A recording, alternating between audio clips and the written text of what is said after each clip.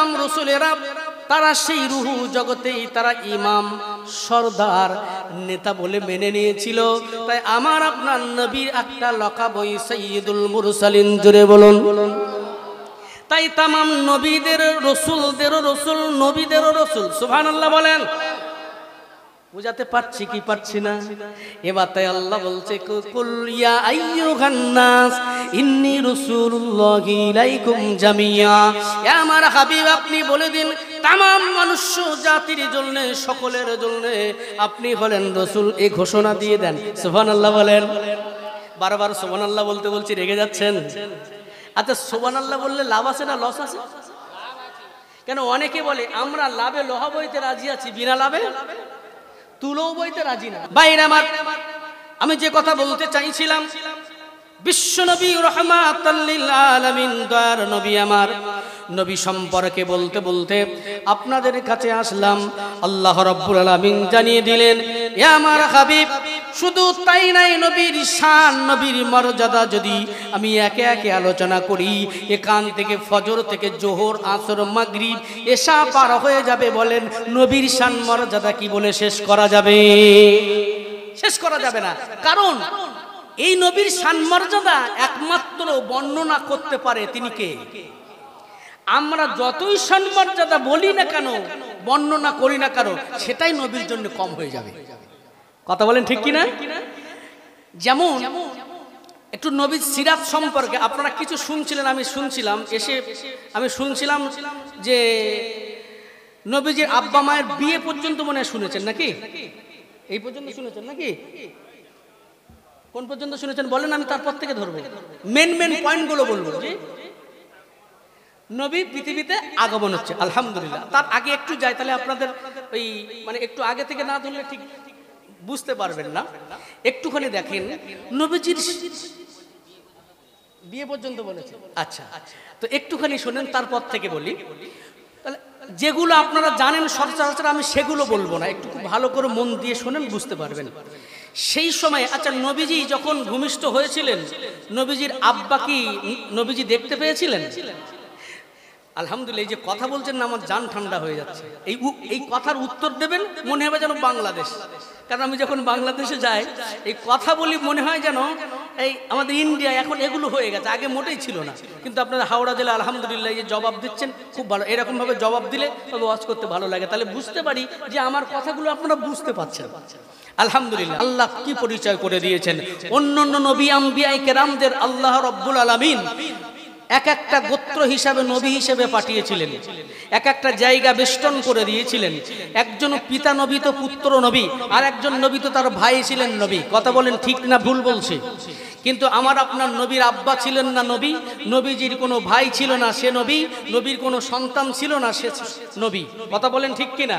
তবে আমার আপনার নবীর পরিধি কতটুকু ছিল, আর সেই সমস্ত নবীদের পরিধি কতটুকু ছিল। তার আগে বলি বিশালতা। আল্লাহ রব্বুল আলামিন নিজে সম্পর্কে বলতে যে বলছেন, আমি হলাম রব্বুল আলামিন। আল্লাহ কি? আর নবী সম্পর্কে বলতে যে আল্লাহ বলছেন, পারা নাম্বার 17, সূরার নাম সূরা আম্বিয়া, আয়াত নাম্বার 107। আল্লাহ কি বলছেন? ওয়ামা আরসালনাকা ইল্লা রাহমাতাল লিল আলামিন। আল্লাহু আকবার বলেন।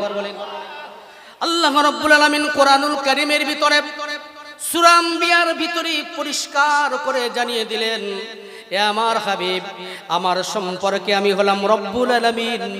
আলামিন মানে কি? আলামিন মানে জানেন আপনারা? আলামিন মানে সত্যবাদী। আসলে এটাই আমরা জানি, কারণ ছোট থেকে আমরা একটা গজল শুনে এসেছি এশকে হাবিবের। কি গজলটা? সেই বিখ্যাত গজল, আল আমিন নবী আমার মুক্তি দাতা সবার, খোদা জারি বন্ধু করে দিল যে উপহার। আল আমিন নবী আমার মুক্তি দাতা সবার। এই আল আমিন এটা আমরা শুনেছি, তাই সত্যবাদী জানি, তাই না? না, তামাম তফসির কারকের এখানে লিখছেন। আপনি প্রত্যেক তফসির খুলবেন, জাল্লাইন খুলবেন, আপনি যে কোনো তফসির খোলেন না কেন শুরুতেই, কারণ এগুলো আপনাদের জেনে রাখা দরকার। প্রত্যেকটা অথেন্টিক। কোরআনুল কারীম যদি কোথাও প্রমাণ দেয় তাহলে আর কোনো প্রমাণ দরকার আছে? আর কোনো প্রমাণ দরকার নাই। অতএব এখানে আলামিন মানে হলো তামাম সৃষ্টি জগৎ, তামাম সৃষ্টি জগৎ। তাই আল্লাহ বলছেন আমি হলাম রব্বুল আলামিন, তামাম সৃষ্টি জগতের আমি হলাম রব, আমি হলাম সব, আমি হলাম প্রভু মালিক আল্লাহ। কোথাকার? হাওড়া জেলা। তামাম সৃষ্টি জগৎ, শুধু পৃথিবী নয়, তামাম সৃষ্টি জগতের রব আমি আল্লাহ। আমার হাবিব আপনি হলেন সেই তামাম সৃষ্টি জগতের, আপনি হলেন রহমান। এবার দেখেন, তাহলে তামাম সৃষ্টি জগতের রহমত শুধু নয়, এক একটা নবী আম্বিয়া কিরামের আগেই বলেছি গোত্র হিসেবে আল্লাহ পাঠিয়েছিলেন। কিন্তু আমার আপনার নবীকে শুধু কি মক্কার জন্য নবী করে পাঠিয়েছিলেন? মদিনার জন্য, আরবের জন্য, কোথাকার জন্য? পারা নাম্বার 9 সূরার নাম সূরাতুল আরাফ, আয়াত নম্বর 158। আল্লাহ কি বলছেন? কুল ইয়া আইয়ুহান নাস ইন্নী রাসূলুল্লাহি ইলাইকুম জামিআ। আল্লাহু আকবার বলেন। আল্লাহ রাব্বুল আলামিন কোরআনুল কারীমের ভিতরে স্পষ্ট জানিয়ে দিয়েছেন, ইয়া মা হাবিব আপনাকে একটা গোত্রের জন্য নবী করে পাঠাই নাই, আপনাকে শুধু মক্কার জন্য নয়, আপনাকে শুধু মদিনার জন্য নয়, আরব ভূখণ্ডের জন্য নয়। কুল ইয়া আইয়ুহান নাস আপনি জানিয়ে দেন, তামাম মানুষ জাতিকে জানিয়ে দেন, ইন্নী রাসূলুল্লাহ নিশ্চয়ই আপনি আমার রাসূল, আপনি জানিয়ে দেন। কাদের? ইলাইকুম জামিয়া তামাম সৃষ্টি জগতের, তামাম পৃথিবী সমস্ত মানুষ জাতির জন্য আপনি হলেন রাসূল। সুবহানাল্লাহ বলবেন না? এবারে দেখেন কিরকম প্রশ্ন আসছে, দেখেন এই কথাই কথা। আমি কিন্তু ওই একটা না সুর দিয়ে বলবো না, অসুবিধা হবে না তো? এই কথা যদি মাঝে মাঝে আপনাদের না বোঝায়, ওয়াজ মানে হলো বুঝানো, ওয়াজ মানে কানে হাত দিয়ে টান মারার নাম ওয়াজ নয়। কথা বুঝতে পারছেন তো? আমি এই কাটা কাটা ছোট ছোট কথা বলছি, অসুবিধা হচ্ছে না তো আপনাদের? আলহামদুলিল্লাহ। এই কথাগুলো বুঝবেন। আর আজকের ইনশাআল্লাহ আমি আশাবাদী, আজকের মাহফিলটা যদি কবুল হয়ে যায়, এটার জন্য আমাদের প্রত্যেকের জন্য নাজাতের ওসিলা হতে পারে কি পারে না? আজকের মাহফিল থেকে যদি 10টা নামাজি হয়, 5টা নামাজি হয়, এটার জন্য আমাদের নাজাতের ওসিলা হতে পারে কি পারে না? জোরে বলেন না ইনশাআল্লাহ। তাই কথাগুলো একটু গভীর মনোযোগ দিয়ে শুনুন কি বলছে এখানে। দেখুন আল্লাহ রাব্বুল আলামিন তামাম মানুষ জাতির জন্য নবী ও রাসূল করলেন কাকে? আমার আপনার নবীকে। তাহলে এর ভিতরে তামাম সৃষ্টি জগতের ভিতরে অন্য অন্য নবী রাসূলেরা তারা কি বাদ যাচ্ছে? তাহলে অন্য অন্য নবী আম্বিয়া কেরামরা তাদের কি, তাদের জন্য কি রাসূল? কথা বুঝতে পারলেন কি পারলেন না? তামাম নবী রাসূল তাদের জন্যও কি রাসূল? এখানে পরিষ্কার করে দিচ্ছে। হ্যাঁ, আপনি আরো দেখুন বুঝতে পারবেন। মিরকাতুল মাফাতি, এটা মিশকাত শরীফের সরাস অনুবাদ করেছেন মিরকাতুল মাফাতি, লিখেছেন হযরত মোল্লা আলী কারি রহমাতুল্লাহ আলাইহি। দ্বিতীয় খণ্ডের ভিতরে তাকদীরের চ্যাপ্টারে আলোচনা করেছেন রুহু জগতে তামাম রুহু দিগকে একত্রিত করলেন আল্লাহ, করে বললেন আলাস্তু বিরব্বিকুম, আমি কি তোমাদের প্রতিপালক নয়? কে বলছেন এটা? আমরা সকলে কি বলেছিলাম? কলু বালা। না, আমরা প্রথমে বলতে পারিনি, প্রথমে চুপ ছিলাম, কেউ বলতে পারিনি। শুধু সাধারণ মানুষেরা নয়, তামাম আম্বিয়া কেরামেরা, তামাম নবী রাসূলেরা তারাও চুপ ছিল।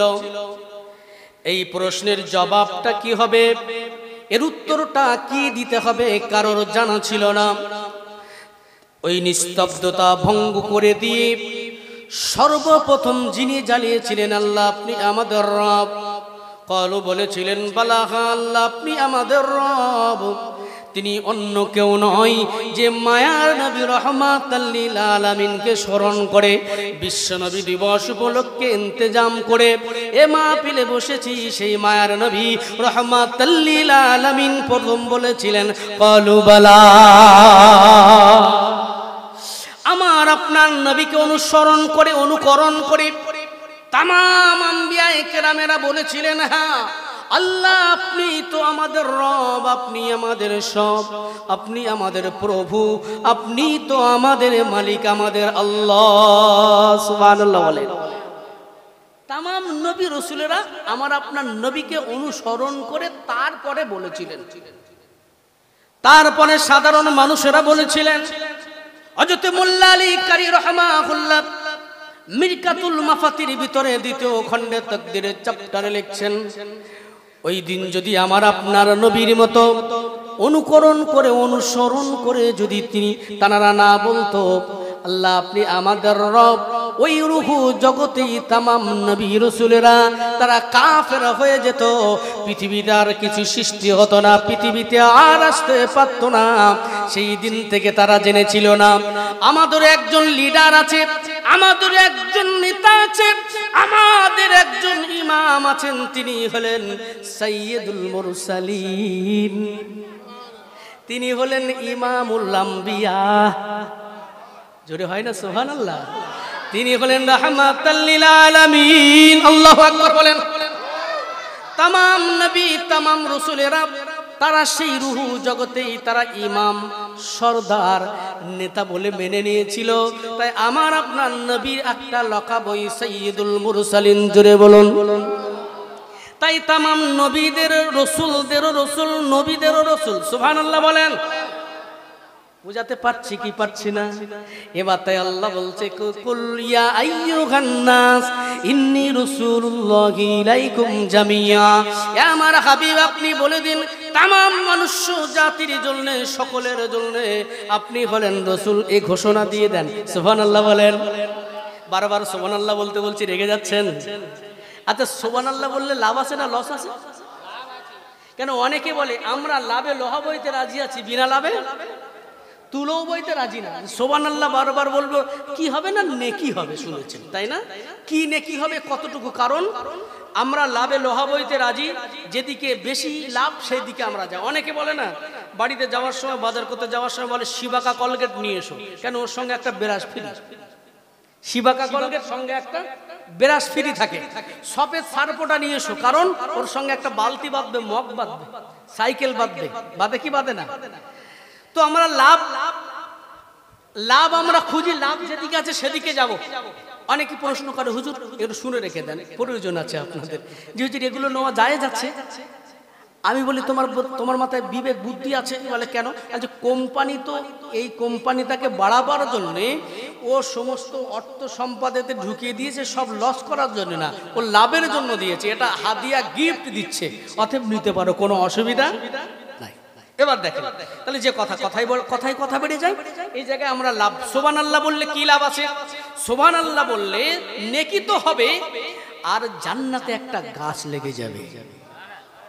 বললে হুজুর গাছ লেগে লাভ কি হবে? লাভ কি হবে?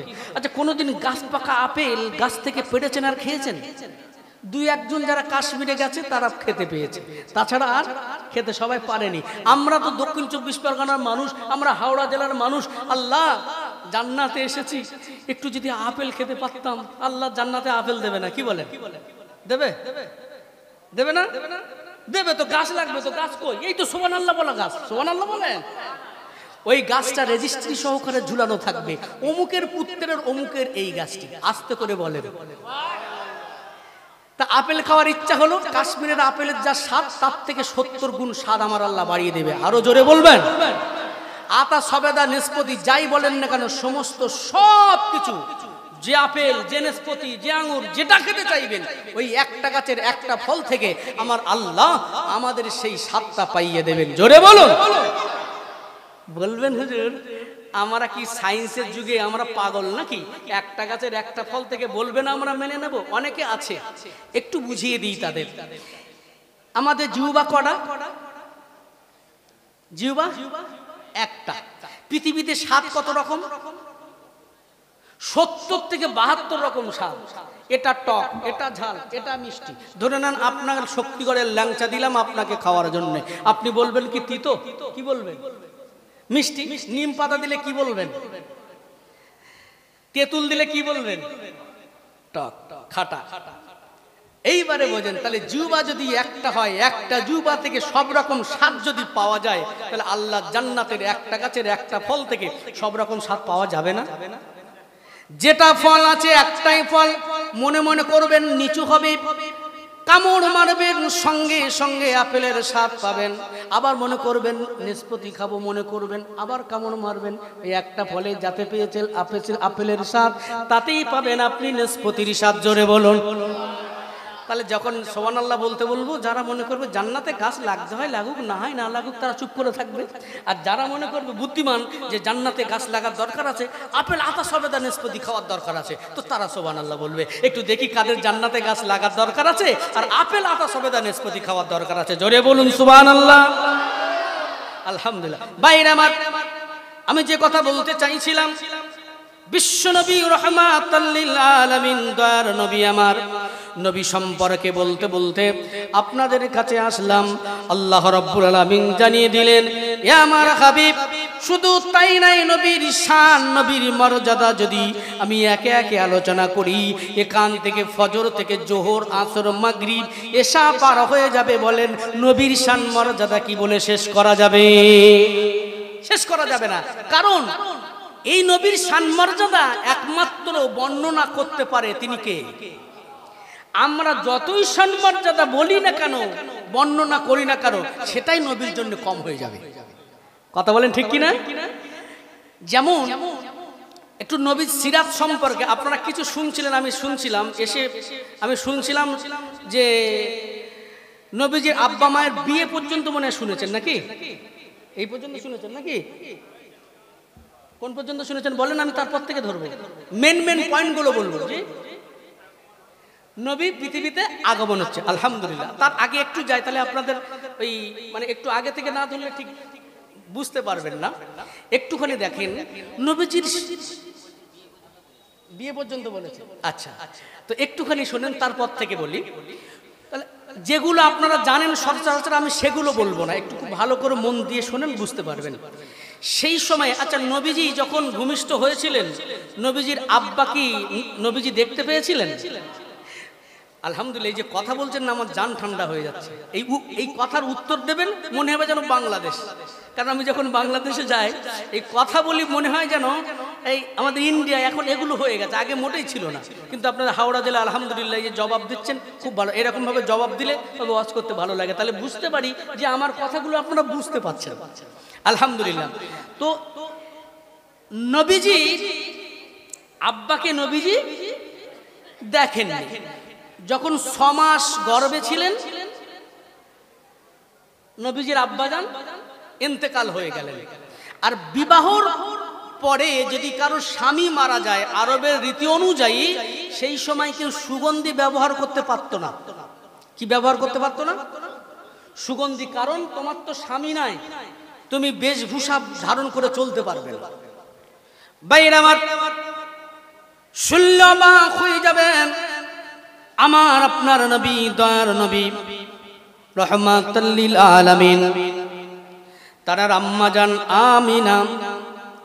তিনি যখন রাস্তা দিয়ে হেঁটে যেতেন, যে রাস্তা দিয়ে হেঁটে যেতেন, ওই রাস্তায় অল্প সময় নয়, কয়েক প্রহর মানে কয়েক ঘন্টা পর ঘন্টা ওই রাস্তায় এমন সুগন্ধি জারি হতো যে পৃথিবীর কোনো সুগন্ধির সঙ্গে কোথাও মিল পাওয়া যেত না।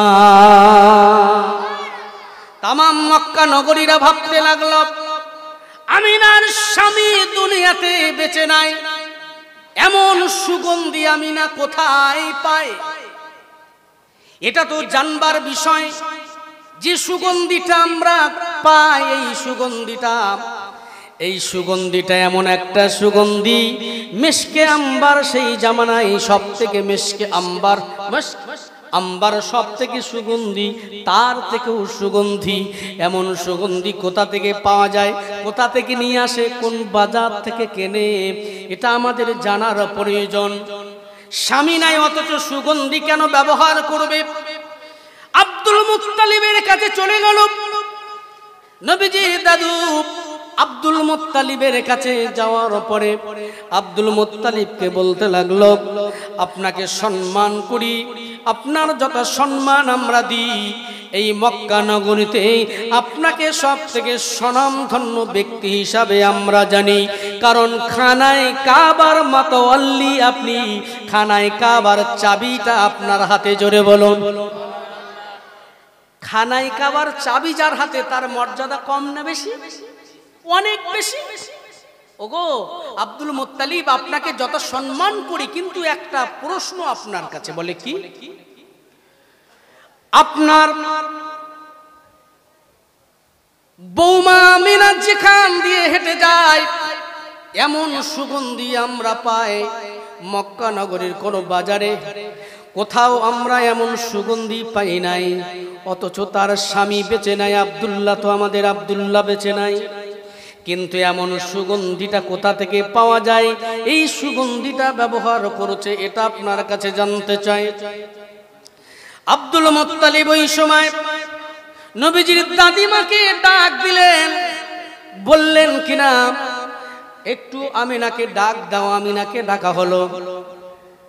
ওই সময় আমিনা এসে বলতে লাগলেন, আব্দুল মুত্তালিব বলে, আমিনা রে, আমি তোমাকে বৌমা ভাবি না, আমি তোমাকে মেয়ে হিসাবে আমার বাড়িতে তোমাকে রেখে দিয়েছি। বলো বলো, তোমার কাছে আমার একটা প্রশ্ন জানতে ইচ্ছা করে। বলে কি?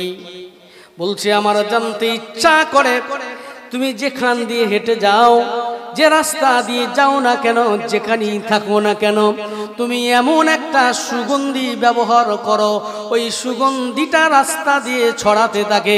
আমি না, এই সুগন্ধি কে তোমাকে দিয়েছে, কোথা থেকে তুমি কিনেছো বলো? ভাইজান ঘুমাচ্ছেন নাকি? ঘুম লাগছে আপনাদের? শেষ করে দেবো নাকি? তাহলে আলোচনা চলবে তো ইনশাআল্লাহ। একদম ঘুম রাখলে হবে না, বিশ্বাস করুন। একটা দিন আল্লাহর জন্য, নবীর জন্য ব্যয় করেন, নবীর মহব্বতে ব্যয় করেন, আল্লাহর মহব্বতে ব্যয় করেন। অল্প সময়, একটু বাদেই তো ফজরের ওয়াক্ত হয়ে যাবে, আর মাত্র 1 ঘন্টারও ভিতরেই আমি ইনশাআল্লাহ সব কমপ্লিট করে দেবো। কষ্ট পাচ্ছেন আপনারা? একটু ঘুমাবেন না? এটা হ্যাঁ, এটা ঘুম লাগবে, এটা আরামের জায়গা। কারণ অনেকে বলে, হুজুর আমার ঘুম হয় না। আমি তুমি জুমার নামাজ পড়তে যা, বলে জি হুজুর। আমি খুতবার সময় ঘুমাও, বলে হুজুর খুব ঘুম লাগে। তা তুই বলছো ঘুম লাগে না? বলছে না, বালিশে মাথা দিলে ঘুম লাগে না, কিন্তু মসজিদে খুতবার সময় ঘুম আর আটকানো যায় না।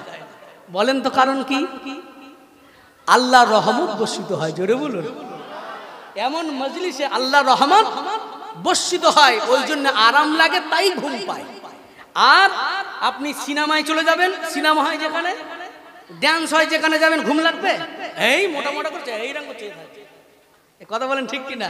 চোখ মোটা মোটা করে এইভাবে চেয়ে থাকবে, কখন না জানি কিভাবে ডান্সটা ঘুরিয়ে দেয়, দেখতে হবে তো, না তো ওইটা তো মিস করবে।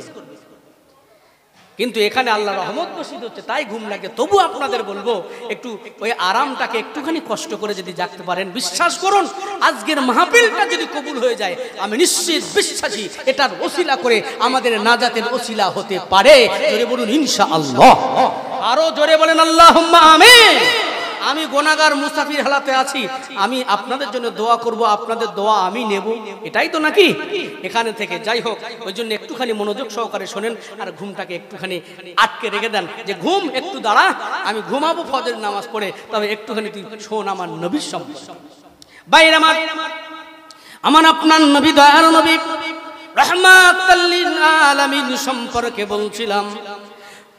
আম্মা জান আমিনা বললেন, আব্বাজান আপনি যে কথাটা আমাকে বললেন, এ কথা শুনবার পরে আমিনা মিসকি মিসকি হাসতে লাগলেন। আব্বাজান আপনি এমন একটা কথা আমাকে জানালেন, এমন সুগন্ধি কোথায় পেয়েছি, কোথা থেকে কিনেছি, আর কিভাবে আমি মাখি? আব্বাজান আমি আপনাকে জানিয়ে দিই, এই সুগন্ধিটা আজ থেকে আমি পাই না, যেদিন থেকে আমার সন্তান গর্ভে এসেছে আব্বাজান, ওই দিন থেকে যেন আমার পেটের ভিতর থেকে আমার নিঃশ্বাসে, আমার প্রশ্বাসে, আমার গাল দিয়ে, আমার নাক দিয়ে এই সুগন্ধিটা অটোমেটিক আমি পেতেছি। এটা তো আব্বা আজকের নয়, এটা যেদিন থেকে আমার সন্তান গর্বে সেই দিন থেকেই সুগন্ধিটা আমি পাচ্ছি। আরো জোরে বলুন না সুবহানাল্লাহ। বাইরে আমার আব্দুল মুত্তালিব শুনে অবাক হয়ে গেলেন, বলো কি বৌমা, আমি তো খেয়াল করেছি হাম্মামখানায় যখন যাও, আমি তো কয়েক প্রহার পরেও গেলেও আমি হাম্মামখানা থেকে এই সুগন্ধিটা পাই, অতএব এমন সুগন্ধি তোমার পেটের ভিতর থেকে আসে? বলে হ্যাঁ। বলে আব্বাজান বিশ্বাস হয় না, বলে একটু থুতু নিয়ে ঘরের এক কোণে নিক্ষেপ করলেন, দেখতে পাওয়া গেল তামাম ঘরের ভিতরে সেই থুতু থেকে এমন সুগন্ধি জারি হয়, তামাম ঘরটা সুগন্ধি সুবাসিত হয়ে যায়। কিছু বলছেন? একটু থুতু নিক্ষেপ করলেন, সেই থুতু থেকে তামাম ঘরটা এমন সুগন্ধি বার হয়ে গেল, তামাম ঘরটা সুগন্ধি মমা করতে লাগলো। একবার জোরে বলুন না সুবহানাল্লাহ। আব্দুল মুত্তালিব ওই সময় বলতে লাগলেন, আমি না সত্যি তো তাই বলছি আব্বাজান, শুধু তাই নয়, আমি বারবার স্বপ্ন দেখি কে যেন আমাকে বলে, আমি না তোমার গর্ভে যে সন্তান, এটা কোনো সাধারণ সন্তান নয়, এটা কোনো সাধারণ মানব নয়, তোমার গর্ভে যে সন্তান এটা হলো মানব নয়, এটা মহামানব। আব্বাজান আমি যখন এই মরু প্রান্তরে উত্তপ্ত বালির উপর দিয়া আমি যখন আমার পাটা কখনো সখনো, আমার জুতা পরা হয় না, জুতা পরতে পারি না, উত্তপ্ত বালুর উপরে যখন পাটা চাপিয়ে দিই আব্বাজান, ওই সময় দেখতে পাই ওই উত্তপ্ত বালুটার গরম থাকে না, আমার পা দেওয়ার আগেই যেন বালুটা শীতল হয়ে যায়। এটা আমার কোনো কৃতিত্ব নয় আব্বাজান, আমার গর্বে সন্তান আসার পরে আব্বাজান শুধু তাই নয়, আমি লক্ষ্য করেছি, আপনারা তো জানেন মেঘের কথা জানেন না, সূর্য যখন প্রখর রৌদ্র আমেনা হাঁটলে ছা করতো, এটা আপনাদের জানা, কিন্তু একটু শোনেন। শুধু এগুলো নয়, আমেনা বলছে, বর্ণনা করছে, আমি যখন পাটা যখন মরু প্রান্তরের উপরে মরুভূমির উপরে পাটা ফেলতে থাকি, যখন আমার খালি পায়ের নিচে যখন কাঁকর পাথরগুলো পড়ে, আমি বুঝি ওই সময় মনে করি এই বুঝি আমার পায়ে আঘাত লাগবে, আমার পায়ে ব্যথা লাগবে। কিন্তু আব্বাজান যেই কিনা আমার পা দুটা বালুর উপরে কাঁকর পাথরের উপরে পড়ে আব্বা, ওই সময় দেখতে পায় আমার পায়ের তলায় কাঁকর পাথর গুলা যেন তুলার থেকে নরম হয়ে যায়। আব্বাজান শুধু তাই নয়, আমার গর্বে এমন এমন আসার পরে আমি যে কথা দেখেছি, আমি যে ঘটনা যদি একটা একটা করে বর্ণনা করি আব্বা, তাহলে আপনি তো ভালো জানেন। আব্দুল মুত্তালিব শুনে ওই সময় আমিনাকে আর কিছু বললেন না। যখন নবীজি একেবারে শেষ, আমি এবারে চলে যাব, নবীজি যখন ধুলির ধরে আসলেন, বলেন রাতে এসেছিল না দিনে? কেন দিনে আসলেন না বলেন? কেন রাতে আসলেন না? রাত তাহলে বলবে, রাত বলবে আমি বড়, আমার মর্তবা বেশি, কেন আমার মাঝে রহমাতাল লিল আলামিন এসেছে, মায়ার নবী এসেছে। না, আল্লাহ বলল রাত তোমার মাঝে দেওয়া হবে না, দিন বলবে আমার মর্তবা বেশি, আমার মাঝে এসেছে। আল্লাহ বললেন না রাত না দিন, ওই সুবহে সাদিকের সময় আমি আল্লাহ আমার হাবিবকে পাঠাবো। খুব সার সংক্ষেপ, কেন আমি এরপরে বয়স অনুপাতে আগাবো, বাইরে আমার শুনলো অবাক হয়ে যাবে। আমার আপনার নবীকে এই ধুলির ধরায় যখন আল্লাহ রাব্বুল আলামিন আগমন করালেন, আমেনার বিশাল প্রসাদ, নাকি বলেন প্রাসাদ, বিশাল রাজপ্রাসাদ ছিল। নবীজির কুড়ে ঘর ছিল, খাজুর পাতার ছাউনি ছিল, খাজুর পাতার বেড়া ছিল। ওই কুড়ে ঘরে আমার নবী যখন আগমন করলেন শবে সাদেকের সময়, মতান্তরে 12ই রবিউল আউয়াল, কেউ লিখেছেন 9ই রবিউল আউয়াল, বেশিরভাগ মত এসেছে 12ই রবিউল আউয়াল। শবে সাদেকের সোমবারের সময় যখন আমার আপনার নবী আসলেন, ধুলির দগাতে আসলেন, ওই সময় ডান হাতের উপরে মাথাটা দিয়ে সিজদায় পড়ে ক্রন্দন করতে লাগলেন। কিসের কারণে কাঁদে আমার উম্মাহ? আমার উম্মাতের উপায় কি হবে? উম্মাত উম্মাতানির জন্য কাঁদেন। এই সংবাদটা পৌঁছে গেল, নবী আগমন করলেন। উম্মে ইমান সংবাদ দিলেন দাদু আব্দুল মুত্তালিবের কাছে। আব্দুল মুত্তালিব ওই সময় বলতে লাগলো, আমার কলিজার টুকরার নাতিকে আমি আব্দুল মুত্তালিব একটু দেখতে চাই। কিন্তু যখন আব্দুল মুত্তালিব ঘরের দরজার কাছে আসলেন, ওই সময় ঘরের ভিতর থেকে আওয়াজ আসলো, এখন আব্দুল মুত্তালিব শুনে রেখে দেন, এই মুহূর্তে মুহাম্মদ সাল্লাল্লাহু আলাইহি সাল্লাম, তখন তো নাম রাখা হয় নাই, আপনার বলছে আপনার কলিজার টুকরা নাতি সেন্সলেস। এখন সেন্স নাই, সেন্সলেস বোঝেন, অজ্ঞান যেটা বলা হয়, জ্ঞান নাই। সুবহানাল্লাহ বলেন। কেন জ্ঞান নাই? এটা কি রোগ? না না না। ওই সময় আল্লাহ রাব্বুল আলামিন তামাম পৃথিবীটা পরিভ্রমণ করে আমার নবীকে দেখিয়ে দিলেন। ওই সময় আব্দুল মুত্তালিব দেরি করলেন না, দৌড়ে চলে গেলেন কাবা চত্বরে। গিয়ে দেখলেন, অবাক হয়ে গেলেন, কাবা কাবা স্থির নয়, কাবা থরথর থরথর করে কাবা কাঁপে। কাবা যখন থরথর করে কাঁপে, আব্দুল মুত্তালিব বলে, এ কি হলো? কাবা তো স্থির ছিল, কাবা তো কোনোদিন আমি এত যাবত এত বয়স পর্যন্ত কাবাকে তো আমি হেলতে দুলতে দেখি নাই, কারণটা কি আমি কিছুই বুঝতে পারি না।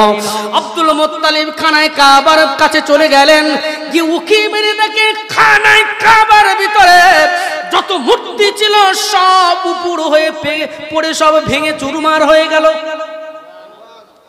আর আমিনা বলে, আমার সন্তান যখন ভূমিষ্ঠ হলো, ওই কুড়ে ঘর থেকে আমি সামদেশের রাজপ্রাসাদ পর্যন্ত আমি চর্ম চোখে আমি দেখতে পেলাম। শুধু তাই নয়, এমন অগ্নিকুণ্ড, অগ্নি উপাসক যারা ছিল ওই সময়, অগ্নি পূজা যারা করত, ওই অগ্নি পূজা 100-200 বছর না, হাজার হাজার বছর একটা আগুনের কুণ্ড করে রেখেছিল তারা। সেই আগুনকে পূজা করত অগ্নি উপাসকরা। ওই হাজার হাজার বছর জ্বালা ওই আগুনের কুণ্ডিটা নবীর জন্মের সঙ্গে সঙ্গে নির্বাপিত হয়ে গেল। একটু জোরে বলা গেল না? আমার নবী যখন ধুলির ধলায় আসলেন, কারা কারা নবীকে দেখতে চান? 2 হাত তুলে দেখান। নবীকে দেখতে চান? নারে তাকবীর। কামলিওয়ালা, আমার সঙ্গে বলেন, কামলিওয়ালা রাসূল তুমি আমায় দেখা দাও না। কেন?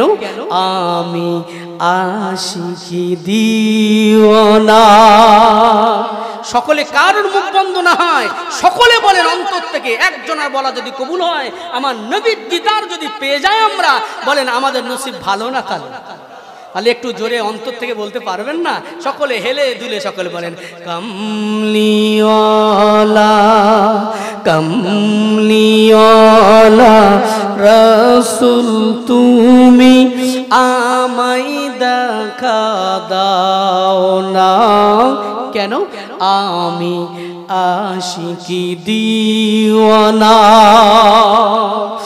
তুমি আমার পিয়ারা রাসূল, খুঁজি তোমায়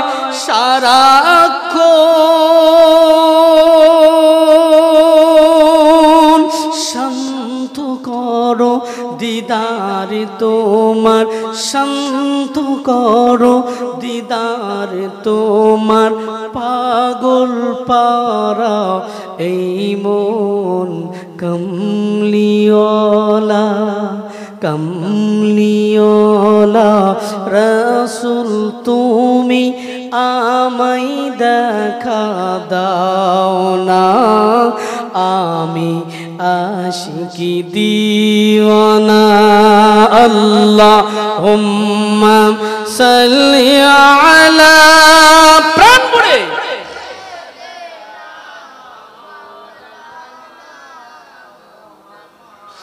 ওয়ানা আলী।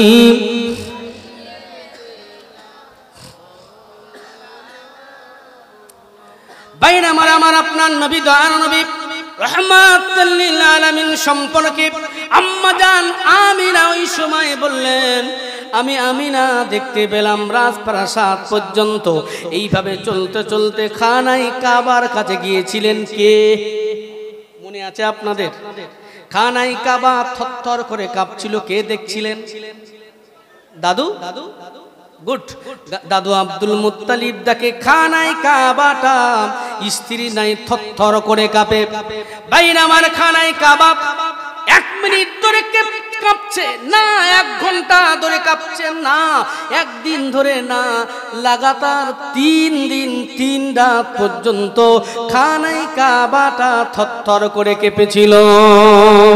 আর গায়েবী আওয়াজ এসেছিল, রে আব্দুল মুত্তালিব, তোমার ঘরে যে তোমার কলিজার টুকরার নাতি জন্মগ্রহণ করেছে, এটা কোনো সাধারণ মানব নয়, তিনি হলেন মহামানব, আর তার নাম রেখে দাও মুহাম্মদ।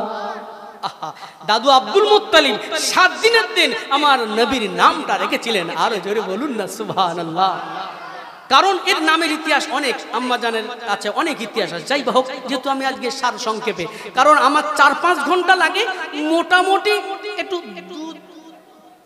2-10 বছরের কথা বলতে, তো যেহেতু 1-1.5 ঘন্টা সময়, তাহলে একটু স্পিডে বলতে হবে, তাই একটু কথাগুলো তো স্পিডে বলছি।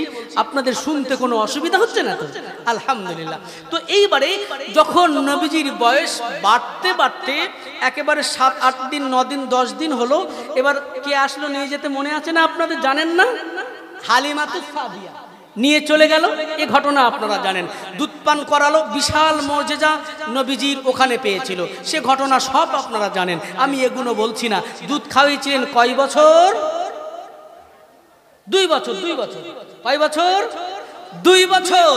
এই 2 বছর দুধ খাওয়ানোর পরে বাচ্চাটাকে নিয়ে আমিনার কাছে আসলেন হালিমাতুস সাদিয়া। খুব গুরুত্বপূর্ণ কথা, খুব ভেরি ভেরি ইম্পর্টেন্ট, এটা শুনবেন কথাটা, প্রত্যেককে বলছি শুনবেন এটা, কারণ আমার নবীর শান মর্যাদা পৃথিবীর কোন মানুষ বর্ণনা করতে পারে না। হালিমাতুস সাদিয়া চলে আসলেন। ও বুবু আমিনা, আপনার কলিজার টুকরা সন্তান আমি 2টা বছর আমার কাছে রেখেছিলাম বুবুজান। এই 2টা বছরের ভিতরে আমি যা পেয়েছি, আমি সারা জিন্দেগিতেও এমন নিয়ামত আমি হালিমা পাই নাই। মূলত আমার তো ডিউটি শেষ, 2 বছর হয়ে গেলে তো আর রাখতে পারবো না, আপনি নিয়ে নেবেন। কিন্তু আমার আরজি হলো, এই 2টা বছর আমার পোষাই নাই, 2টা বছর মন শান্ত হয় নাই, 2টা বছর আমার কলিজা ঠান্ডা হয় নাই। আমি মুহাম্মদকে আরো বেশ কিছুদিন, কিছু বছর আমি রাখতে চাই। বলছে কারণ? বলছে আমিনা রে বুবুজান, আমি হালিমাতুস সাদিয়া, আমি এমন কোন জায়গা নাই গোত্রের ভিতরে, সাদিয়া গোত্রের ভিতরে, এই মক্কা নগরীতে যাই নাই, কিন্তু আমি হালিমা এই সন্তানের মতো দ্বিতীয় কোন সন্তান আমি হালিমা দেখি নাই। যেই কথাটা বললেন আমিনা বললেন, বুবুজান আপনি কত দূর গিয়েছেন? মক্কা নগরীর বাইরে তো যান নাই, আপনার তো সাদিয়া গোত্রে আপনার বাড়ি, আপনি মক্কা নগরীর বাইরে যান নাই। আমি আমিনা, আমাকে দেখেন, এই মক্কা নগরীতে এখানে আমার শ্বশুর বাড়ি, আর আমার বাপের বাড়ি হলো কোথায়? ইয়াসরিব, মদিনায় আমার বাপের বাড়ি। অতএব আমি মক্কা মদিনা উভয় জায়গাতেও ঘুরেছি। তুমি কি বলবে আমিনা? আমার কলিজার টুকরা সন্তানের মতো দ্বিতীয় কোনো সন্তান আমি আমিনাও দেখি নাই। বলেন এই মর্তাবা, এই শান মর্যাদা কি কম নাকি? কম কি? শান মর্যাদা আলোচনা করছে দুজনা, দুই মা, এক দুধ মাতা আর একটা মা। এই আলোচনা আল্লাহর পছন্দ হয় নাই, আল্লাহ পছন্দ করেন নাই। এই জিবরাইল চলে যাও, আমার হাবিবের শান মর্যাদা আলোচনা করে যা। আমার হাবিবের শান মর্যাদা আমিনা বর্ণনা করে, হালিমা বর্ণনা করে। জিবরাইল ওখানে হাজির হয়ে যাও। জিবরাইল আলাইহিস সালাম হাজির হয়ে গেল। দেখে বলছে, আমিনা বলে আমি দেখি নাই, হালিমাও বলে আমি দেখি নাই।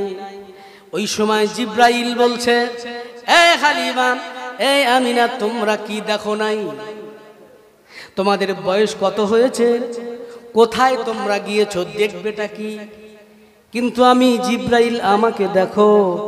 আমি জিবরাইল, আমার বয়স কত আমি জিবরাইল জানি না। আমি জিবরাইল তামাম পৃথিবীটা কতবার পরিভ্রমণ করেছি আমারও হিসাব নাই।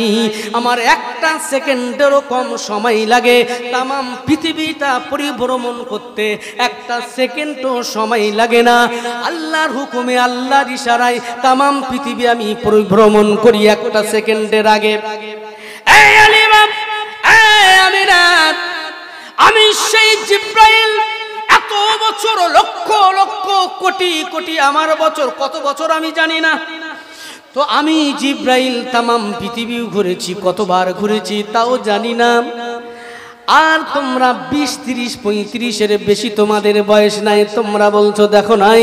আর আমি জিবরাইল তোমাদেরকে জানিয়ে দিলাম, আমি জিবরাইল তামাম পৃথিবীতে এত বছর ধরে আজ পর্যন্ত দ্বিতীয় কোনো এইরকম কোন সন্তান আমি জিবরাইলও দেখি নাই।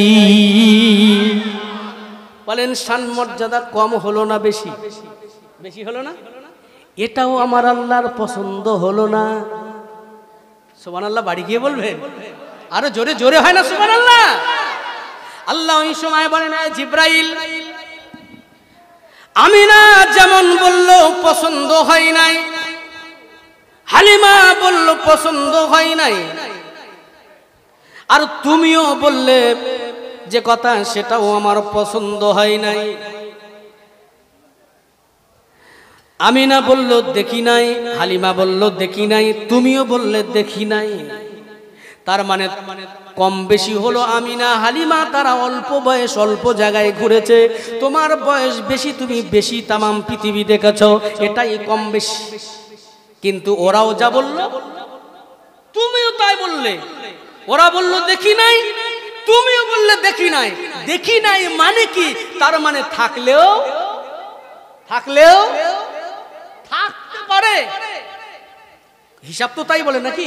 থাকলেও থাকতে পারে।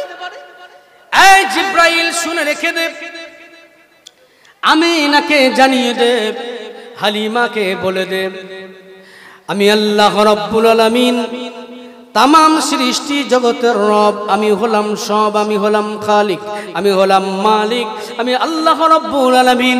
তামাম পৃথিবী আমি নিজে তৈরি করেছি রে। এই ফারিস্তা জিবরাইল শুনে রেখে দে, আমার হাবিবের মতো, আমার দোস্তের মতো দ্বিতীয় কোন সন্তান তো দূরের কথা, আমার হাবিবের মতো দোস্তের মতো দ্বিতীয় কোন মখলুক আমি আল্লাহ তৈরি করি নাই। আমার হাবিবের কোন জোড়া নাই। সুবহানাল্লাহ বলেন। আমার হাবিবের মতন কেউ না, আমার হাবিব কারোর মতনও নয়। সুবহানাল্লাহ বলেন। আমি একটু আরো ডিসকাস করব একটু পরে, যে তবে এইটুকু মনে রাখুন, তাহলে একবার ভাবুন, তাহলে আমার আপনার নবীর শান মর্যাদা পৃথিবীর কোনো মানুষ পারবে কি? নবীজির মা পারে নাই, দুধ মাতা পারে নাই, জিবরাইলও পারে নাই, পারে কে? আল্লাহ পারেন নবীর শান মর্যাদা বলতে। তাই আজকে আমি আপনাদের কাছে শান মর্যাদা নিয়ে বেশি বলতে পারবো না, আমি সিরাতটা টুকু একটু টাচ দিয়ে যাব। আমার নবীর বয়স বাড়ছে, ভালো করে খেয়াল করুন। আমার নবীর বয়স যখন 6 বছর, কয় বছর? 6 বছর। ওই সময় নবীজির আম্মা আমেনা কি করলো? ইচ্ছা হলো স্বামীর কবর জিয়ারত করবে, অর্থাৎ আব্দুল্লাহর কবর। নবীজির আব্বার কবর চলে গেল, ফিরে আসার সময় শিশু এতিম নবী আমার বাপকে কোনোদিন দেখে নাই। এই জায়গাটা একটু ভাবুন, নবীজি নিজের বাপকে কোনোদিন পিতাকে দেখেন নাই, সেই কবরের কাছে জিয়ারত করতে যে আমার নবী কত কাঁদতে পারে যে বাপকে দেখে নাই, কত কাঁদতে পারে একবার ভাবেন। আমিনাও কাঁদে, নবীও কাঁদে। কবর জিয়ারত করে রাস্তার মাঝখানে আবওয়াবা নামক একটা জায়গায় আম্মা জান আমিনা অসুস্থ হয়ে পড়লেন। মরু প্রান্তরের উপরে নবীজির আম্মা অসুস্থ যখন হয়ে পড়লেন, আর শিশু নবী মুহাম্মদুর রাসূলুল্লাহ সাল্লাল্লাহু আলাইহি সাল্লাম এবার ভাবেন আমার নবী কত কাঁদতে পারে, বাপ নাই,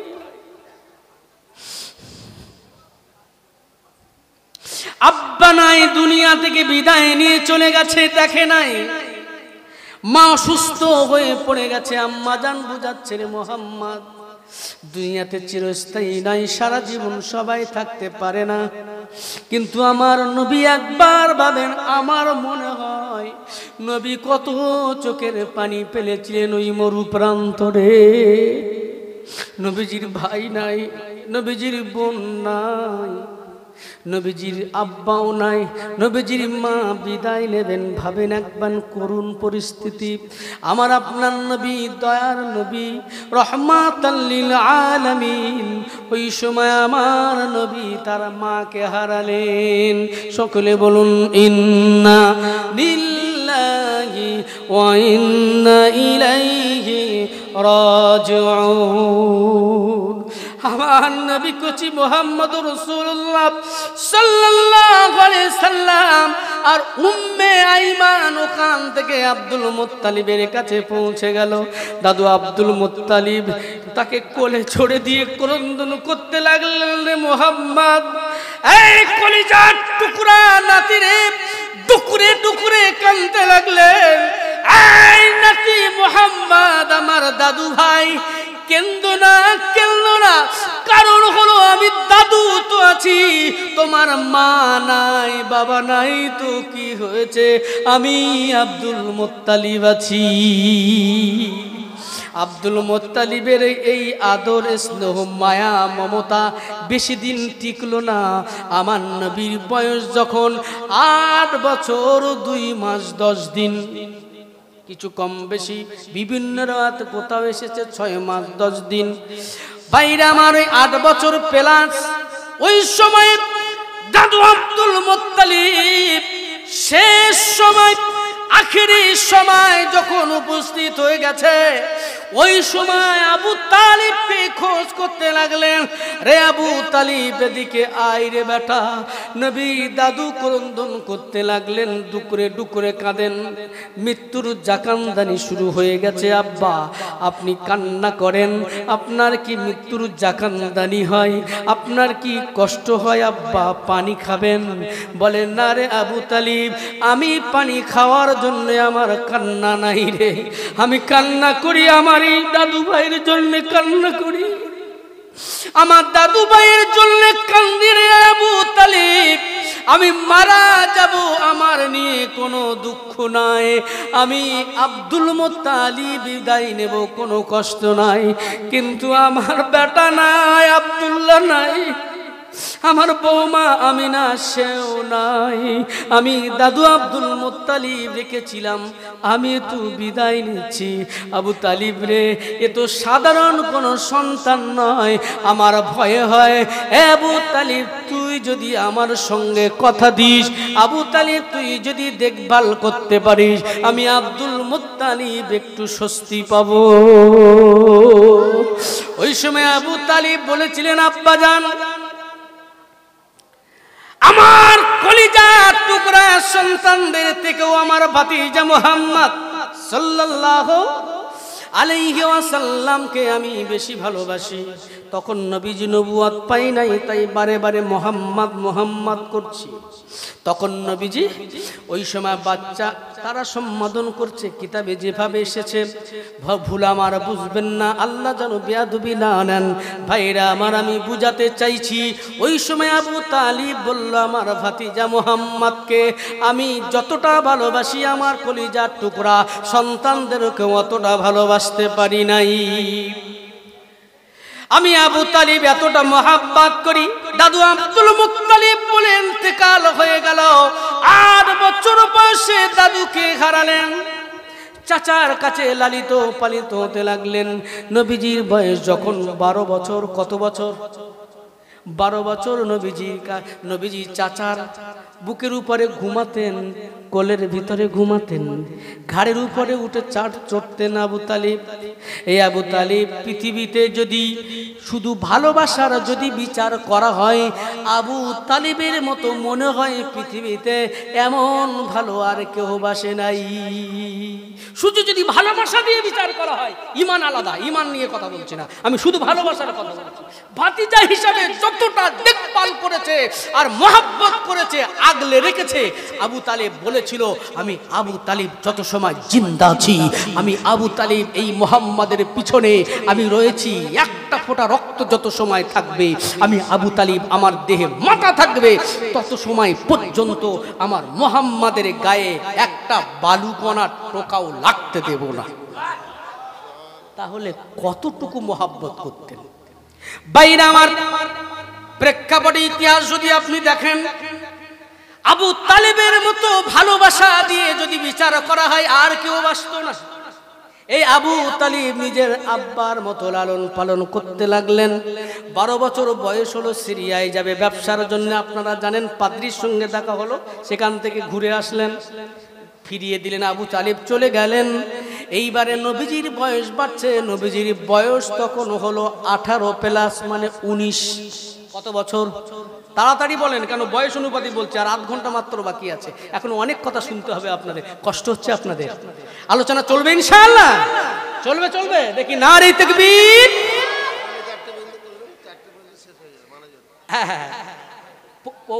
কি বলছেন? 3:45 পর্যন্ত সভাপতি সাহেবের হুকুম তো শুনতে হবে, তাই না? ওই জন্য একটু স্পিরিটেও বলছি। 3:45 পর্যন্ত আলোচনা, তারপরে সালাম কিয়াম দোয়া আছে। ভাইরা আমার, ভুল আমার বুঝবেন না, একটু স্পিডে বলছি, অনেক কথা শুনতে হবে আপনাদের। 19 বছর যখন নবীজির বয়স হয়েছে, ওই সময় বলে, একটু জেনে রাখুন, বলেন তো নবীজির বয়স বেশি না আবু বকর হুজুরের বয়স বেশি? আবু বকর হুজুরের, কেন নবীজির শ্বশুর ছিলেন নাকি? এই সুবাদে আমরা জানি আবু বকর হুজুরের বয়স বেশি। না, এটা আমাদের ভুল ধারণা, নবীজির বয়স বেশি ছিল। সুবহানাল্লাহ বলেন। কত বছরে? 2 বছর কয়েক মাস। বছরে বছরে ধরলে 3, আর মাসে ধরলে 2 বছর কয়েক মাস। এগুলো আমাদের জানা দরকার, একটু জেনে রাখা ভালো। তাই নবীজির বয়স যখন 19 হবে, তাহলে আবু বকর হুজুরের কত হবে? বছরে বছরে 3 ধরলে 16 বছর। গুড। এই 16 বছর বয়স আবু বকর হুজুর চলে গেলেন কোথায়? না, আবু বকর হুজুর চলে গেলেন আপনার সিরিয়াতে একটা জায়গাতে, আর একটা পাদ্রীর সঙ্গে দেখা। এটা বুহাইরা পাদ্রী, ওটা নয়। চাচার সঙ্গে দেখা হয়েছিল, ওটা না, এটা আর একটা পাদ্রী। ওই সময় আবু বকর হুজুরকে জিজ্ঞাসা করলেন, নাম কি? বলছে, আমার নাম আবু বকর। বলছে, বাড়ি কোথায়? বলে, বাক্কা নগর, মানে মক্কার আগের নাম ছিল বাক্কা, মক্কা নগরী। বলছে, বংশ? বলে, কুরাইশ। পাদ্রী দাঁড়িয়ে গেলেন। সুবহানাল্লাহ বলেন। আবু বকর হুজুরকে দেখে দাঁড়িয়ে গেলেন। দাঁড়িয়ে গিয়ে বলছে, সত্যি কি কুরাইশ বংশে? বলে, হ্যাঁ। ওই সময় পাদ্রী বলতে লাগলেন, তাহলে বলেন তো দেখি একবার, আপনার এই রকম বয়স একটু কম বেশি হবে, মুহাম্মদ নামক কাউকে চেনেন কি? বলছো, হ্যাঁ, আমার বন্ধু তো, আমার খেলার সাথী, একসঙ্গে খেলাধুলা করি। বলছে, খবরদার এমন বলবেন না, মহাব্বত রেখে কথা বলুন, সম্মান রেখে কথা বলুন। যদি আমি একটা কথা আপনাকে শোনাই, এই কথাটা আপনি যদি ওয়াদা করতে পারেন, আপনি এই কথাটা কাউকে বলবেন না, এই কথাটা আমি তাহলে আপনাকে আমি জানাবো। বলে, কি কথা? বলছে কথা ওয়াদা করতে হবে। বলছে ওয়াল্লাহি না, আমি কাউকে বলবো না, আল্লাহকে সাক্ষী রেখে বললাম। ওই সময় পাদ্রী বলল, এ আবু বকর শুনে রেখে দেন, তিনি হলেন রাহমাতুল লিল আলামিন, তিনি তামাম সৃষ্টি জগতের রহমত হিসাবে তিনি প্রেরণ হয়েছে। এই কথা শুনবার পরে অবাক হয়ে গেলেন নবী রাসূল। বলে হ্যাঁ, কোনো সন্দেহ নাই। ওই সময় পাদ্রী বললেন, আরো একটা খবর আপনাকে শোনাবো। বলে বলেন। বলছে আরো একটা খবর শুনে রেখে দেন। ওই নবী মুহাম্মদুর রাসূলুল্লাহ সাল্লাল্লাহু আলাইহি ওয়াসাল্লামের প্রধানতম এক নম্বর খলিফা কে হবে জানেন? বলছে না, জানি না। বলছে আবু বকর শুনে রেখে দেন, নবীজির প্রধানতম এক নম্বর খলিফা হবেন আপনি নিজে। একথা শুনবার পরে আবু বকর হুজুর খুশিতে বাগে বাগ হয়ে গেলেন। বাড়িতে চলে আসলেন যে পৃথিবীর কাউকে বলবো না, কিন্তু নবীর সঙ্গে একটু বলবো। কিন্তু আল্লাহর কি ইশারা, নবীর কাছে গেলেন, সব ভুলে গেলেন। সুবহানাল্লাহ। বাড়ি গিয়ে বলবেন সুবহানাল্লাহ, বলবেন না? নবীকে দেখলেন, সব ভুলে গেলেন। আমার নবীর বয়স বাড়ছে আস্তে আস্তে 25 বছর। কত বছর? 25। এটা মনে রেখে দেন, এটা এই পর্যন্ত, এটা 40 বছরে গিয়ে মিলাবো। 40 বছর মানে 10 মিনিট করবো তো, 40 বছরে গিয়ে মিলাবো। মূলত বুঝুন 25 বছর বয়সে কার সঙ্গে বিবাহ হয়েছিল আমরা জানি, বলেন চট করে? আম্মাজান খাদিজাতুল কুবরা রাদিয়াল্লাহু তাআলা আনহার সঙ্গে জানার বয়স ছিল তখন 40, নবীজির বয়স ছিল 25। এই বিবাহ সংক্রান্ত অনেক ঘটনা আপনারা জানেন। এই বিবাহ হয়েছিল মক্কা নগরীতে। কথা উঠেছিল, এই মক্কার কুফফার কুরাইশেরা, এই তোমরা বলো তো, এই খাদিজা যার সঙ্গে বিবাহ করতে এসেছে বলো তো, এ তো খাদিজা যাকে বিয়ে করছে, অর্থ নাই, সম্পদ নাই, এমন অসহায়, গরিব, বাপ নাই, মা নাই, দাদুর কাছে ছিল, দাদুও নাই, অসহায়, তার সঙ্গে বিবাহ করবে খাদিজার মতো একজন ধনাঢ্য ব্যক্তি। এ কথাটা আম্মাজানের কানে চলে গেলেন। আম্মাজান বলে দিলেন, এই মক্কার কুফফার কুরাইশরা, আমি খাদিজা যদি নবীকে 1 নাম্বার প্রমাণ সব দিক থেকে না করতে পারি, আমি খাদিজা কথা দিলাম বিবাহ করব না। সুবহানাল্লাহ বলবেন না? কত নম্বর প্রমাণ করবে? 1 নাম্বার প্রমাণ করবে। আমার নবীজির এই সম্পর্কে যখন আম্মাজান খাদিজা শুনলেন, তিনি দাওয়াত দিলেন, সকল মক্কা নগরী সবাইকে দাওয়াত দিলেন, দুপুরে খানার ব্যবস্থা করলেন। তো সকলে আসলেন। আম্মাজান খাদিজা বললেন, এই তোমরা জানো আমি খাদিজা কিসের জন্য নিমন্ত্রণ করেছি, আমন্ত্রণ করেছি? বলছে না, জানি না তো। বলছে শুনে রেখে দাও, আমি খাদিজা এই জন্য ডেকেছি, সবাইয়ের সামনে আমি এই মুহাম্মদ সাল্লাল্লাহু আলাইহি ওয়াসাল্লামকে আমি যদি 1 নাম্বার প্রমাণ না করতে পারি বিবাহ করব না। বলছে বলেন। 1 নম্বরে আম্মাজান খাদিজা বললেন, এই মক্কার কুফফার কুরাইশেরা, এই মক্কা নগরীরা, তোমরা বলো, এই কুফফার কুরাইশদের ভিতরে, এই মক্কা নগরীর ভিতরে, এই জায়গাতে যত বংশ আছে, বংশের দিক দিয়ে যদি বিচার করা হয়, বলছে মুহাম্মাদের বংশ হলো কুরাইশ। এই কুরাইশ বংশের মর্যাদা 1 নাম্বার না 2 নাম্বার? কেন 2 নাম্বার হলে কি খানায় কাবার চাবি থাকে নাকি? মাতাওয়াল্লি হতে পারে নাকি? পারে না। বলছে সকলে মেনে নিল, বংশের দিক দিয়ে বংশ মর্যাদা আমার নবীর 1 নাম্বার। এবারে আম্মাজান খাদিজা বললেন, এই মক্কা নগরীরা, আমি খাদিজা জানিয়ে দিলাম, বলো বলো বলো, আমার নবীর মতো, মানে এই মুহাম্মাদের মতো, তখন তো নবুয়ত পান নাই, 40 বছর হয় নাই। তাই নবীজির নাম ধরে বললেন যে মুহাম্মাদের মতো দ্বিতীয় কোনো দেখতে শুনতে এমন কোনো সুন্দর, কোনো সুশ্রী যুবক কেউ আছে নাকি? যদি থাকে আমাকে জানিয়ে দাও, আমি তার সঙ্গে বিবাহ করব, আমি মুহাম্মাদের সঙ্গে বিবাহ করব না। আচ্ছা, আমার নবীর মতো কেউ পারবে বলে মনে হয়? নবীর থেকে সুন্দর কেউ দেখতে আছে মনে হয়? আচ্ছা, আমার নবী কত সুন্দর ছিল? চাঁদের থেকে সুন্দর। কিন্তু তবু বোঝা গেল না যে কত সুন্দর। 1 মিনিট একটু বলি, বুঝতে পারবেন কত সুন্দর। দেখেন, ইউসুফ নবী কত সুন্দর, ইউসুফ নবী হলেন বিশ্ব সুন্দর। ইউসুফের প্রেমে কে পড়েছিল? জুলাইখা পাগল হয়ে গেছে, পাগলিনী হয়ে গেছিল জুলাইখা। আম্মা জান আয়েশা বলেন আমার নবী কত সুন্দর আর ইউসুফ কত সুন্দর, নবী ইউসুফ কত সুন্দর। এই সুন্দরের বর্ণনা করতে যে আম্মা জান আয়েশা সিদ্দিকা রাদিয়াল্লাহু তাআলা আনহা বর্ণনা করেন, যারা কিনা নবী ইউসুফ আলাইহিস সালামকে দেখে ফল কাটতে যে আঙ্গুল কেটে ফেলেছিল, ওই সময় তারা নবী ইউসুফকে না দেখে আমার নবীকে যদি দেখতো ওই জায়গায় হাত কাটতে কাটতে কখন তাদের কলিজাও কেটে ফেলতো তারা বুঝতে পারতো না। আমার নবী কত সুন্দর, বুঝতে পারলেন কি পারলেন না? এত ক্লিয়ার হলো না, আরেকটু ক্লিয়ার হন। আমার নবী কত সুন্দর, 100 ভাগ সুন্দর কয়শো ভাগ? টোটাল সুন্দর 100 ভাগ। এই 100 ভাগের ভিতরে হাফ ভাগ 50% সুন্দর আল্লাহ ভাগ করে দিলেন তামাম পৃথিবীর সমস্ত মানুষকে। তামাম পৃথিবীর শুরু থেকে আর কিয়ামত পর্যন্ত যত মানুষ আসবেন, যত মানুষ এসেছিলেন, যত মানুষ আছে সবাইকে আল্লাহ রাব্বুল আলামিন 50% ভাগ করে দিলেন। সুবহানাল্লাহ বলবেন না? আর কত পার্সেন্টেজ থাকে?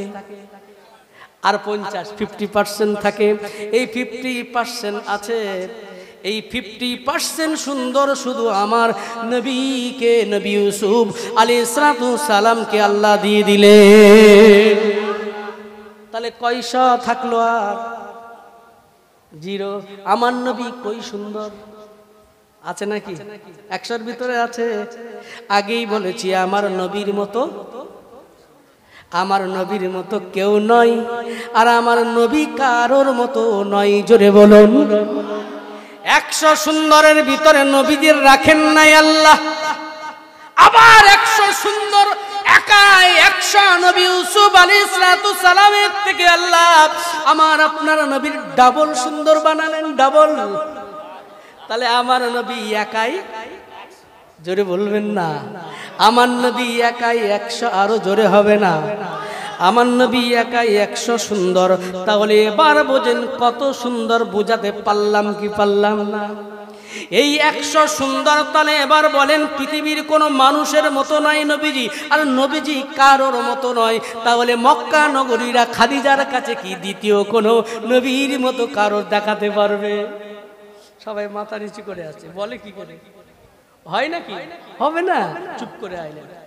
যখন চুপ করে রইলেন আম্মা জান খাদিজা বলেন, এই মক্কা নগরীরা তাহলে কি আমি ধরে নেব দেখতে শুনতে সব দিক থেকে আমার নবী হলো 1 নম্বর। এইবারে 3য় নম্বরে চট করে বললেন, এই মক্কা নগরীরা, এবারে চরিত্র দিক থেকে বিচার করা হোক, আমার নবীর চরিত্র কেমন বলো বলো। এই মক্কা নগরীরা, তোমরাই তো বলেছো আল আমিন। সুবহানাল্লাহ, সুবহানাল্লাহ বলেন। এই উপাধি তো আমি খাদিজা দেই নাই, কারা দিয়েছো? তোমরাই দিয়েছো। এই মক্কা নগরী তোমরা দিয়েছো আমার নবীকে আল আমিন। জোরে বলুন। তাহলে আল আমিন সত্যবাদী এমন চরিত্র মানুষ আর মক্কা নগরীতে নাই, তোমরাই বলেছো। আবু লাহাব বলেছে, আবু জেহেল বলেছে। কারণ তখন তো নবীজির সঙ্গে কারো শত্রু নাই। 40 বছর পর থেকে শত্রু শুরু হয়েছে, তার আগে সবাই নবীকে ভালোবাসতো। জোরে বলুন। বলছে আরে এমন ফুটফুটে সন্তান, এ তো আল আমিন, এ সত্যবাদী, এর কোনো কলঙ্ক নাই চরিত্রে। সবাই বলেছিল এই মক্কা নগরীরা, তাহলে বলো বলো এই মুহাম্মদ চরিত্রের দিক থেকে যদি 1 নম্বর না হয়, তোমরা বলো বলো এমন চরিত্র মানুষ কি তোমরা সন্ধান দিতে পারবে? সব মাথা নিচে, সুবহানাল্লাহ বলবেন না? বাইরে আমার ওই সময় আম্মা জান খাদিজাতুল কুবরা রাদিয়াল্লাহু তাআলা আনহা বর্ণনা করেন, বলেন এই মক্কা নগরীরা, তাহলে আমি খাদিজা কি ধরে নেব যে চরিত্রের দিক থেকে আমার নবী হলো 1 নাম্বার। এইবারে 4 নম্বরে 1 মিনিট, আর 4 নম্বরে ওই সময় বলতে লাগেন যে না না, আবার ফজরের টাইম এসে যাবে না, খেয়াল রাখতে হবে, ফজরের টাইমের মূল্য দিতে হবে। যাই হোক, আমি বুঝতে পারি আপনাদের কষ্ট হচ্ছে না তো, কষ্ট হচ্ছে না তো, আলহামদুলিল্লাহ। বাইরে আমার এবারে দেখেন, ওই সময় আম্মা জান খাদিজাতুল কুবরা রাদিয়াল্লাহু তাআলা আনহা বলেন, এই মক্কা নগরীরা, বলো বলো বলো দেখি, এবারে তোমরা বলতে পারো আমি খাদিজা, আমার অর্থ আছে, আমার সম্পদ আছে, নবী মুহাম্মাদের অর্থ নাই, সম্পদ নাই, এটা বলতে পারো? বলছি এই তো কাজের মতন কাজ, এটাই তো কাজের মতো কাজের কথা, এই কথাটাই তো আমরা শুনতে চাইছি। তুমি এত ধনাঢ্য ব্যক্তি, তোমার এত অর্থ সম্পদ, মুহাম্মাদের তো অর্থ সম্পদ নাই, বুঝতে পারলেন না? অর্থ সম্পদ নাই, এইবার দেখি আপনি এক নম্বর কিভাবে প্রমাণ করবেন? বলছে তাই? বলে হ্যাঁ। বলছে এমন অর্থ সম্পদের মালিক, বলছে বলো বলো মক্কা নগরীতে এই মুহূর্তে বলো দেখি এক নম্বরে কার সব থেকে পদমর্যাদা, কার সব থেকে আপনার কিনা ব্যবসায়িক দিক দিয়ে, ধনীর দিক দিয়ে, ধনাঢ্য ব্যক্তিদের ভিতরে এক নম্বর লিস্টে কার নাম বলো? একই বাক্যে সবাই বলল খাদিজা আপনার। সুবহানাল্লাহ, হয় না?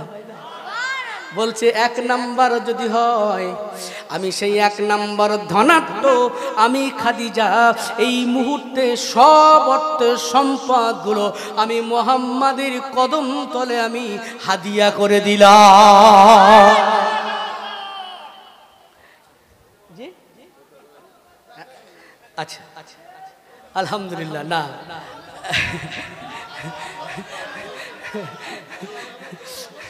সভাপতি সাহেবের অনুমতি মানতে হয়।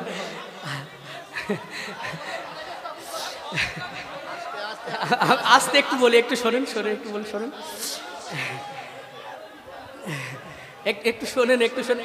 আমি বুঝতে পারছি আপনার নবী প্রেমিক, আমি বুঝতে পারছি, শোনেন, আমি বুঝতে পারছি। জি, আসলে এটা নবীর প্রতি অগাধ ভালোবাসা আপনাদের, আমি বুঝতে পারছি। হ্যাঁ, একটু না না, আমি বলি শোনেন, আমি আপনাদের একটু বলি শোনেন। বিশ্বাস করেন, এই নবীর সত্য কথা বলতে আমি নিজেই ঠিক থাকতে পারি না। আমি যখন নবীজির সিরাত বলি, আমি নিজেও ঠিক রাখতে পারি না, বুঝতে পারছেন? অতএব এটা যত শুনবেন তত ভালো লাগবে, আমি জানি, আলহামদুলিল্লাহ। ওই জন্য করে আমি খুব স্পিডে বলার চেষ্টা করেছি। আর এটার পরে হ্যাঁ, আমি এটা একদম 1 মিনিট বলি শোনেন, 1 মিনিটের ভিতরে শেষ করে দিচ্ছি, আপনারা বুঝতে পারবেন যে কথা। এই যে ও 40 বছর পর্যন্ত ওইটা যেটা বলছিলেন, আচ্ছা আচ্ছা, ওইটা বলে শেষ করে, ঠিক আছে। তা এখানে যে জায়গাটুকু আপনারা বুঝতে পারছেন, যে তাহলে এখানে প্রমাণ করলেন অর্থ সম্পদের সব দিক দিয়ে নবীজিকে প্রমাণ করালেন আম্মাজান কত নাম্বার? তাহলে বিয়ে হয়ে গেল, ছেড়ে দিলাম 25 বছর, আসুন 40 বছর। 40 বছরে নবুয়ত পেল, সবাই তাকান, আমি ওয়াজ করছি, অসুবিধা নেই, শোনেন ভাইরা আমার। 40 বছর বয়সে নবীজি যখন নবুয়ত পেলেন, এই 40 বছর বয়সে শেষ কথা ভাইরা আমার, রাগ করবেন মুরব্বি, রাগ করবেন চাচাজি, রাগ করবেন না, কারণ এটা আমি বুঝতে পারছি, এটা নবীর প্রতি ভালোবাসা এটা আপনাদের আছে। এই নবীজির 40 বছর যখন নবুয়ত পেয়ে গেলেন, শোনেন, সময় নষ্ট হবে, আপনারা শুনে নেন এটা। 40 বছর যখন হলো, নবুয়ত পেলেন, সর্বপ্রথম দাওয়াত দিলেন কাকে বলেন? জানেন কাকে দিয়েছিলেন? আম্মাজান খাদিজাতুল কুবরা রাদিয়াল্লাহু তাআলা আনহাকে সর্বপ্রথম দিনের দাওয়াত দিয়েছিল। কত বড় ব্যক্তিত্ব এখানে লক্ষ্য করেন, কত বড় ব্যক্তিত্ব না হলে নিজের স্ত্রীর কাছে সর্বপ্রথম তিনি দিনের দাওয়াতটা কলেমাটা নিজের স্ত্রীর কাছে দিতে পারেননি। কারণ সব থেকে ক্যারেক্টার সার্টিফিকেট, যদি গুড ক্যারেক্টার সার্টিফিকেট দিতে পারে বাপ মায়ের পরে, সেটা হলো কে? নিজের স্ত্রী। কারণ আপনি কোথায় যান, কি করেন, আপনার কি করণীয়, আপনি কি করেন সারাদিনের রুটিন কে জানে? আপনার স্ত্রী জানে। আপনি কি সিগারেট খান, কোন কোম্পানি, ফেলেক না গোল ফেলেক, সেটাও আপনার বিবি জানে। জানে কি জানে না? ও তো ওমাল বালিশের তলায় থাকে। কোথায় থাকে? বালিশের তলায় ওমাল থাকে, বার করবে, না খেলে আবার পায়খানা হয় না। আস্তাগফিরুল্লাহ, এমন বলে কি বলে না? মানে এক কথা বোঝাতে চাইছি, আপনি যদি আপনার স্ত্রীর কাছে গিয়ে বলেন, এই আমি আব্দুল্লাহিল মারুফ সাহেব, পীর সাহেব এসেছিল, কান ধরে নিচ্ছে না, এটা কথার কথা। আব্দুল্লাহ ইল মারুফ পীর সাহেব এসেছিল, আমি মুরিদ হয়ে এসেছি, তুই আমার হাতে মুরিদ হ। বলবে তুমি কত বড় পীর সাহেব আমি ভালো করে জানি, তুমি ফজরের নামাজ তো মক্কায় গিয়ে পড়ো না, তুমি ফজরের নামাজ মক্কায় গিয়ে পড়ো, তো তোমার হাতে আমি মুরিদ হব মানেটা কি? তার মানে কত বড় ব্যক্তিত্ব না হলে নিজের স্ত্রীর কাছে কলেমার দাওয়াত দিতে পারেন। বাইরে আমার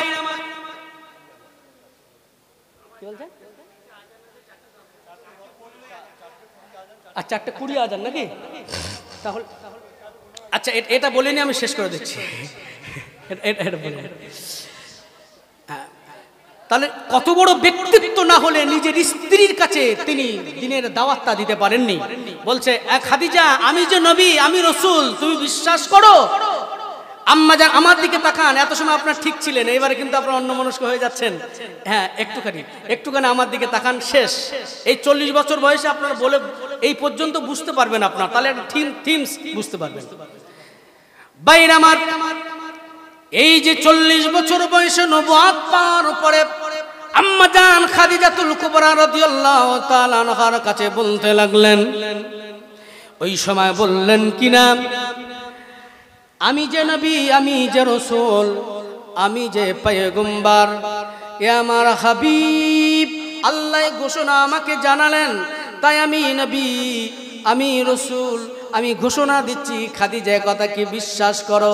নিঃসন্দেহ আমি বিশ্বাস করি, আমি খাদিজা, আমি ঘোষণা দিলাম আপনি নবী, আপনি রাসূল। কলেমা পড়ে নিলেন 1 নাম্বার। দ্বিতীয় নাম্বারে কি হলো জানেন? দ্বিতীয় নাম্বারে হযরত আবু বকরের কাছে গেলেন। প্রথম নাম্বারে কার কাছে বললাম না? প্রথম নাম্বারে স্ত্রীর কাছে আম্মা জান খাদিজার কাছে, দ্বিতীয় নাম্বারে আবু বকরের কাছে গেলেন। হে আবু বকর, আমি যে নবী, আমি যে রাসূল, আমি যে পয়গম্বর, এ কথা কি আবু বকর তুমি বিশ্বাস করো? বলছে বারহাক সত্য, অবশ্যই বিশ্বাস করি, আপনি নবী, আপনি রাসূল, পয়গম্বর, কোনো সন্দেহ নাই। জোরে বলুন। তবে একটা দুঃখ আছে, একটা কষ্ট, একটা অভিমান আছে। বলে কি অভিমান?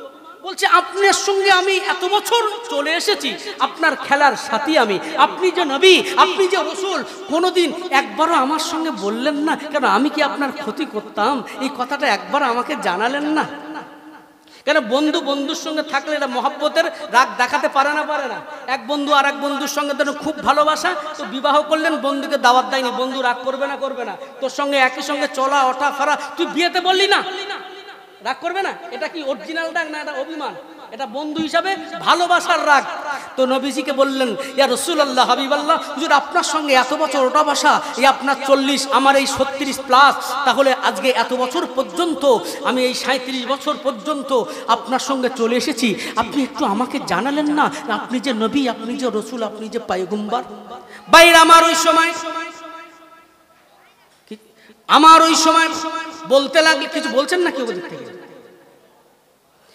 বাইরে আমার ওই সময় বলতে লাগলেন, আমার আপনার নবীকে লক্ষ্য করে যখনই কথাগুলো বললেন, আমার আপনার নবী, দয়ার নবী, রাহমাতাল লিল আলামিন বললেন, রে আবু বকর, আমি বলি নাই ঠিকই আছে, আমি এটা মেনে নিলাম, আমি নবী, আমি যে রাসূল, আমি যে পয়গম্বর, এই ঘোষণা আমি তোমাকে দিই নাই, ঠিক আছে?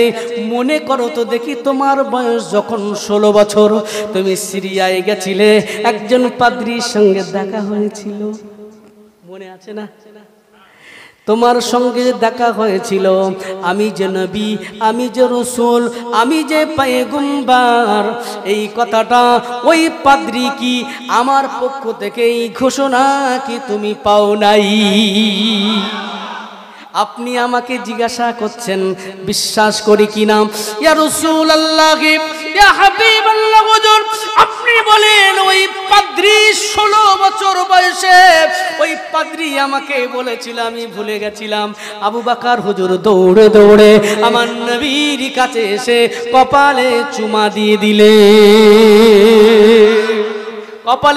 দিলেন, আর বললেন, ইয়া রাসূলুল্লাহ, ওই পাদ্রীর সঙ্গে 16 বছর বয়সে, ওই 16 বছর বয়সে যখন দেখা হয়েছিল, এক আল্লাহ জানে আর ওই পাদ্রী জানে আর আমি জানি, এই ঘটনা পৃথিবীর কোনো মানুষ জানে না।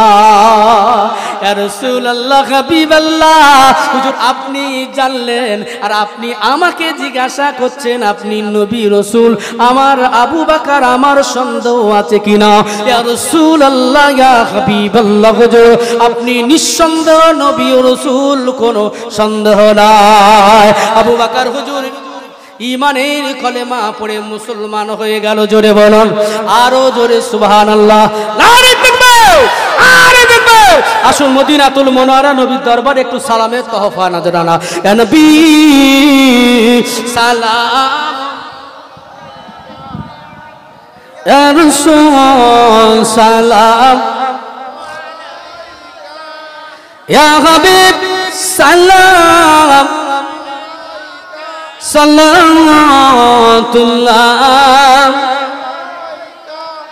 তালাল বদরু আলাইনা মিন সানিয়াতিল ওয়াদাই ওয়াজাবা শুকরু আলাইনা মাদা লিল্লাহ আহিদাই ইয়া নবী সালাম ইয়া রাসূল সালাম ইয়া হাবিব সালাম সালাতুল্লাহ आप सुल्ताने मदीना माबते वहया सकीना नूर से मामूर सीना मुश्क से बेथा पसीना या नबी सलाम या रसूल सलाम या हबीब सलाम सलातुल्लाह अलैका या रब्बी सल्लल्लाहु